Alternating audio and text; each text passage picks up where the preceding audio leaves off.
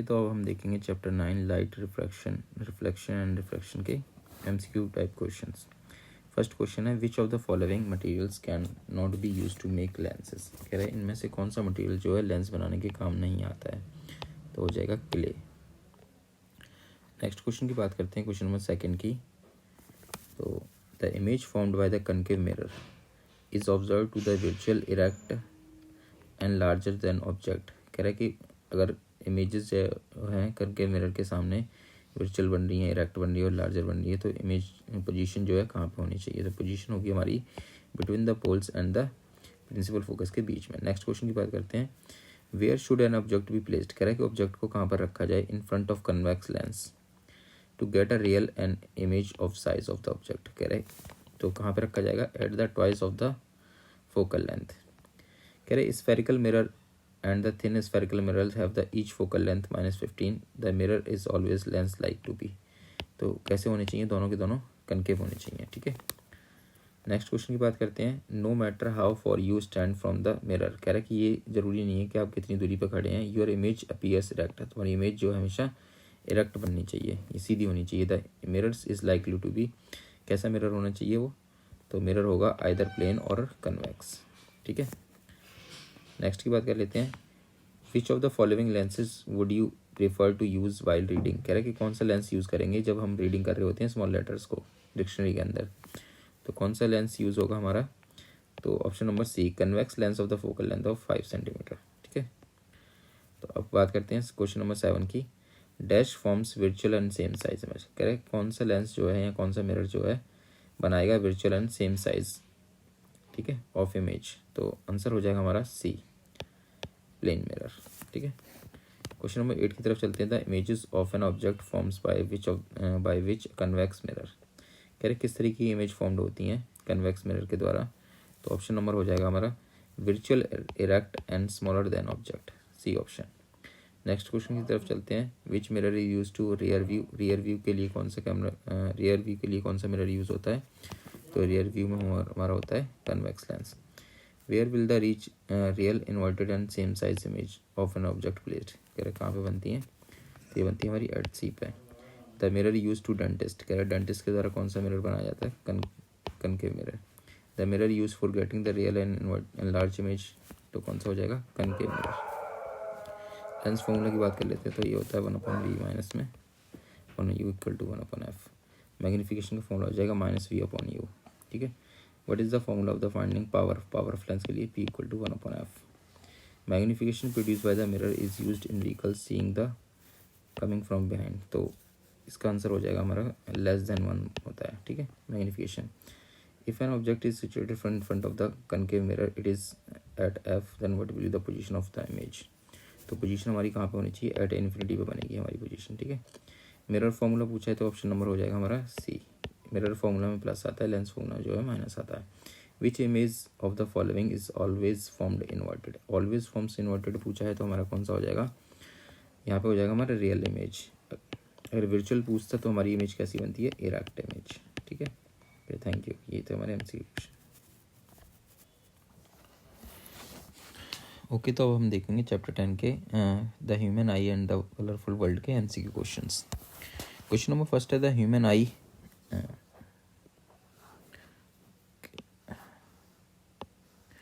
The human eye can focus object at different distances, ठीक है, by adjusting the focal length. कह रहे adjusting, जब लेंस जो है अपनी खुद को एडजस्ट करता है तो इसे बोलते हैं accommodation. The human I forms the images on the object. कह रहे जो ह्यूमन आई की जो इमेजेस बनती हैं वो कहाँ पर बनती हैं, रेटिना पे। ठीक है, the least distance of the distinct vision for the young adult के लिए अंदर जो लीस्ट डिस्टेंस होता है हमारा 25 सेंटीमीटर होता है। ठीक है, the changes in focal length of an eye lens is caused by action of, तो जो चेंजेस होती हैं फोकल लेंथ के अंदर वो किसकी वजह से होती हैं, सिलेटरी मसल्स की वजह से।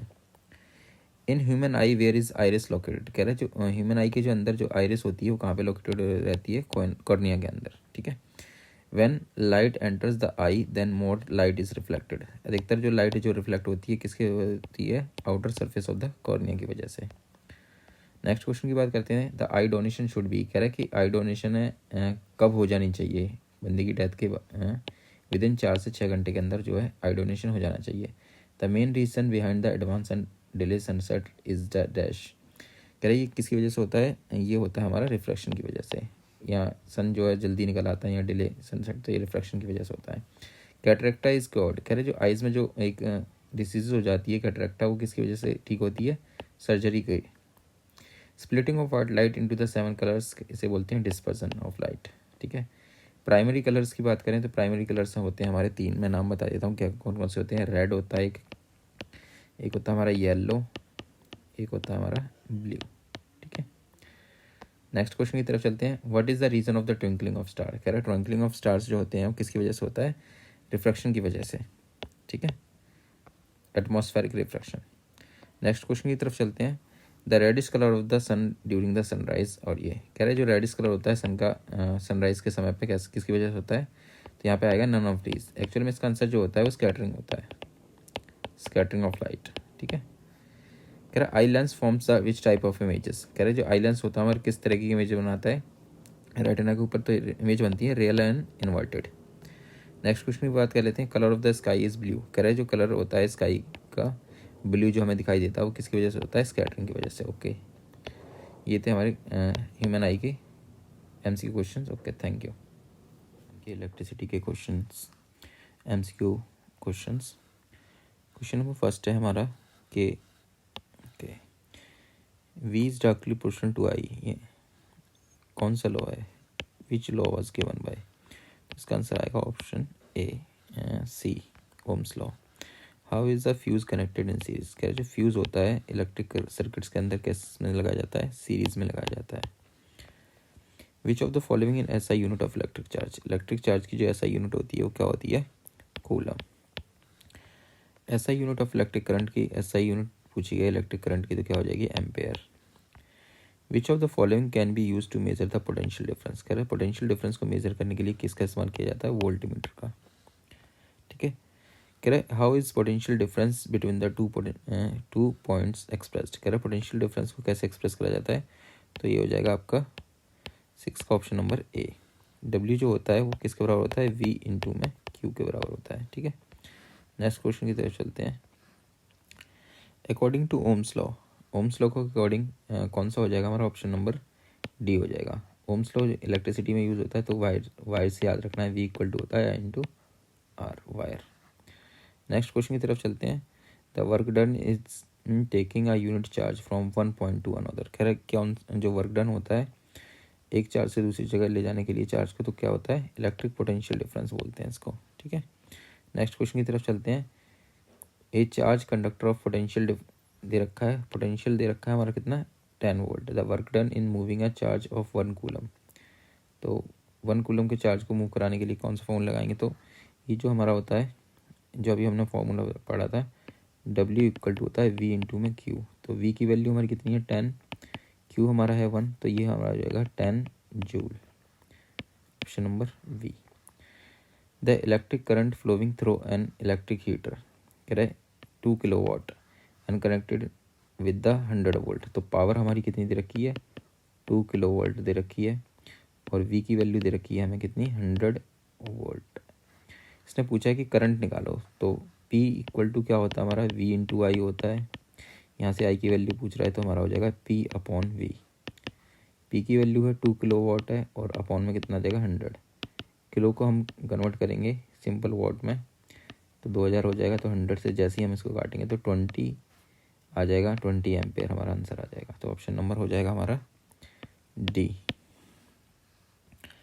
नेक्स्ट क्वेश्चन की तरफ चलते हैं। Okay, 2 electric bulbs have power दे रखी है 100 watt and 200 watt. The electric current is pass through the 220 volt है एंड रेशियो पूछा है रेजिस्टेंस का, तो यहाँ पे सिंपल सा फॉर्मूला लगाएंगे हम, R1 अपॉन में R2 जो होता है वो होता है हमारा P2 अपॉन में P1 के, यानी पावर सेकेंड और पावर 1। तो जैसे ही हम यहाँ पर रखेंगे तो ये हमारा बनेगा 200 वाट अपॉन में 100 वाट। जैसे ही हम इसको काटेंगे तो रेशियो जो हमारा बनने वाला है 2:1 बनेगा, तो ऑप्शन नंबर हो जाएगा हमारा 11वें का ए। नेक्स्ट क्वेश्चन की तरफ चलते हैं। कूलम इज़ अ यूनिट, कह रहे जो कूलम होती है वो किसकी यूनिट होती है, तो कूलम हो जाएगी हमारी चार्ज की यूनिट। ठीक है, फिलामेंट ऑफ इलेक्ट्रिक बल्ब, कह रहे जो इलेक्ट्रिक बल्ब का जो फिलामेंट होता है वो किससे बना होता है, टंगस्टन से बना होता है। किलोवाट आवर्स जो है यूनिट है, किसकी यूनिट होती है, इलेक्ट्रिक एनर्जी की यूनिट होती है, ठीक है। ऐसा यूनिट ऑफ पोटेंशियल डिफरेंस का ऐसा यूनिट पूछा है, पोटेंशियल डिफरेंस का ऐसा यूनिट होता है वोल्ट। कह रहे the work done in displacing a charge of 1 coulomb from one point to another, कह रहे कि एक कूलम को चार्ज को एक जगह से दूसरी जगह लेने के लिए हमें उस टर्म को क्या बोलते हैं, पोटेंशियल डिफरेंस बोलते हैं, ठीक है। द रेजिस्टिविटी ऑफ कंडक्टर, ये जो रेजिस्टिविटी ऑफ कंडक्टर जो डिपेंड्स करती है टेम्परेचर पर डिपेंड करती है, ठीक है, टेम्परेचर पे। तो यहाँ पे आएगा does not depends in shape and size, ठीक है। रेजिस्टेंस ऑफ कंडक्टर, कह रहे रेजिस्टेंस ऑफ कंडक्टर जो होता है हमारा इंक्रीज विद लेंथ, मैं बता देता हूँ, आर इक्वल टू होता है रो एल अपॉन में ए। जैसे एल बढ़ता है, लेंथ बढ़ती है, तो रेजिस्टेंस भी हमारा इंक्रीज करता है। नेक्स्ट की बात कर लेते हैं, क्वेश्चन नंबर 19 की। ऑन इंक्रीजिंग द एरिया, अगर एरिया इंक्रीज कर रहा है तो रेजिस्टेंस पे क्या फ़र्क पड़ेगा, वही same formula R equal to होता है हमारा रो अपॉन में एल अपॉन में ए। कह रहा है एरिया अगर इंक्रीज करेगा तो रेजिस्टेंस हमारा क्या करने वाला है, डिक्रीज करेगा, ठीक है, इनवर्सली प्रोपोर्शनल होता है।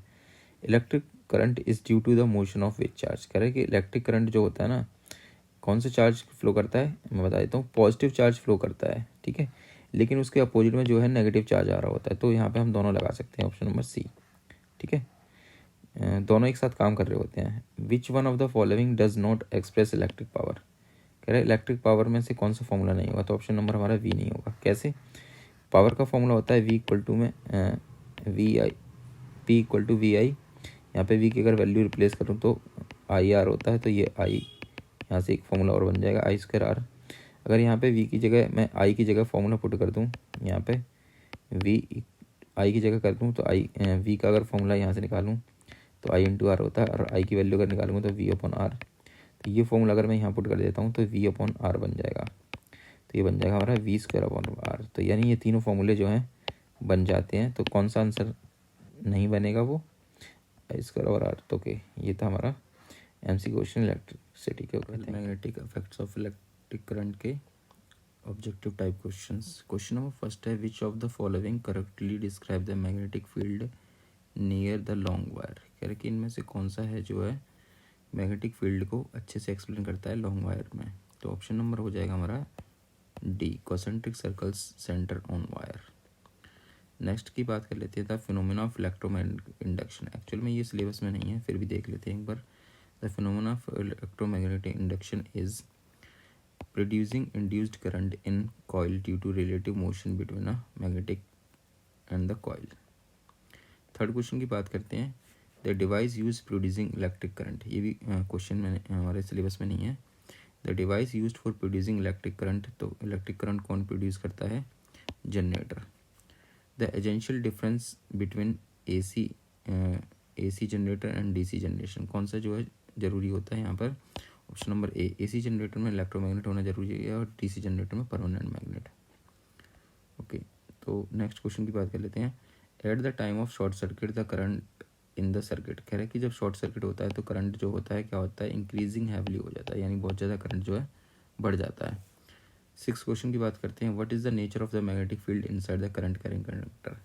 कह रहे हैं कि करंट कैरिंग कंडक्टर के अंदर जो सोलेनॉइड हो जो होता है उसमें मैग्नेटिक फील्ड का नेचर कैसा होता है, तो यूनिफॉर्म नेचर होता है, ठीक है। The direction of magnetic field in a straight current carrying conductor current is determined by. कह रहे कि स्ट्रेट करंट कंडक्टर कैरिंग के अंदर क्या होता है कि हमारा जो करंट है किस तरीके से डिटरमाइन किया जाता है, तो इसको डिटरमाइन करने के लिए हमें राइट एंड थंब रूल लगाना पड़ता है, ठीक है। The direction of force experience, कह रहे जो फोर्स एक्सपीरियंस की जाती है करंट कैरिंग कंडक्टर के द्वारा placed in the magnetic field के बीच में रखते हैं, तो ये इससे जो है किस चीज़ को कैसे डिटरमाइन किया जाता है इसको, तो इसका आ जाएगा फ्लेमिंग लेफ्ट हैंड रूल से, ठीक है। नेक्स्ट क्वेश्चन की बात कर लेते हैं, एन इलेक्ट्रिक जनरेटर। कह रहे जो इलेक्ट्रिक जनरेटर होता है वो हमारा क्या करता है, मैकेनिकल एनर्जी को किस में कन्वर्ट कर देता है, इलेक्ट्रिकल एनर्जी में। कह रहा है फ्रिक्वेंसी ऑफ एसी मेंस, कह रहा है एसी मेंस की जो फ्रिक्वेंसी है, यानी फ्रिक्वेंसी बतानी है एसी मेंस के हमारी कंट्री में, इंडिया में क्या है, तो 50 हर्ट्ज है, ठीक है। अगर वोल्टेज की बात करें तो कितनी है, वोल्टेज है हमारे 220 वोल्टेज, ठीक है। The working of the electric generator is, कह रहे जो वर्किंग होती है इलेक्ट्रिक जनरेटर की वो किसके ऊपर वर्क करता है, तो इलेक्ट्रोमैग्नेटिक इंडक्शन के ऊपर वर्क करता है, ठीक है। After how much time the direction of AC is in our country reverse, कह रहे कि हमारे कंट्री के अंदर जो AC की जो डायरेक्शन होती है वो कितने देर में जो है रिवर्स हो जाती है, तो इसका आएगा आंसर 1/100 सेकेंड्स में, ठीक है। क्वेश्चन नंबर 13 की बात कर लेते हैं। इलेक्ट्रिक मोटर कन्वर्ट्स करेगा, इलेक्ट्रिक मोटर क्या करता है, इलेक्ट्रिकल एनर्जी को किस में करता है, मैकेनिकल एनर्जी में, ठीक है। 14 क्वेश्चन की बात करते हैं। इन एन इलेक्ट्रिक सर्किट है फ्यूज एक्ट लाइक है, कह रहे हैं जो इलेक्ट्रिक सर्किट्स होता है उसमें फ्यूज किस तरीके से काम करता है, तो करंट एम्पलीफाइड डिवाइस, ओके। तो ये किसकी तरह काम करता है, सेफ्टी डिवाइस की तरह काम करता है, ठीक है। Electric generator converts, electric generator का क्या काम होता है कि इलेक्ट्रिक जनरेटर क्या करता है, मैकेनिकल एनर्जी को किस में कन्वर्ट करता है, इलेक्ट्रिकल एनर्जी में। Electromagnetic induction is the phenomena, कह रहे इलेक्ट्रोमैग्नेटिक इंडक्शन जो होता है वो कौन सा फिनोमेना होता है, तो producing induced current in a coil by changing the relative motion of the coil and magnet, ठीक है। क्वेश्चन नंबर 17 की बात करते हैं। The resistivity of the conductor, resistivity मैंने बताया था कि टेम्परेचर पर डिपेंड करती है, ठीक है। तो यहाँ पे आ जाएगा does not depends on the shape and size. The device use for producing electric current, कह रहे हैं उस डिवाइस का नाम बताइए जो कि इलेक्ट्रिक करंट को प्रोड्यूस करने के काम आता है, तो कौन सा हो जाएगा हमारा जनरेटर। कह रहे ये rectangular coil of copper wire, कह रहे कि एक रेक्टेंगुलर कॉइल है हमारे पास कॉपर वायर की, रोटेटेड इन मैग्नेटिक फील्ड, कह रहे मैग्नेटिक फील्ड के बीच में ये है रोटेट कर रही है, ठीक है। तो direction of the induce current, कह रहे डायरेक्शन जो होगी वो कब चेंजेस होती है, तो हाफ रेवोल्यूशन पर वो है चेंज हो जाती है, ठीक है। तो बात कर लेते हैं 28th क्वेश्चन की। The magnetic field inside a long straight solenoid carrying current, कह रहे क्या होता है कि जो मैग्नेटिक फील्ड होती है किसी भी लंबे जो सोलिनॉइड होता है हमारा, ठीक है, सोलिनॉइड के अंदर कैसी रहती है, तो ये हो जाएगा हमारा option number is same at all the points, कह रहे हर एक पॉइंट पर जो है मैग्नेटिक फील्ड इक्वल रहती है।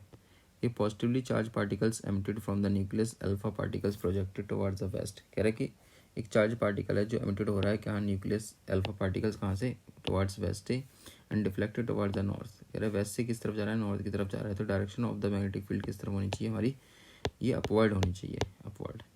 तो ये थे हमारे मैग्नेटिक फील्ड के MCQ question, okay, thank you.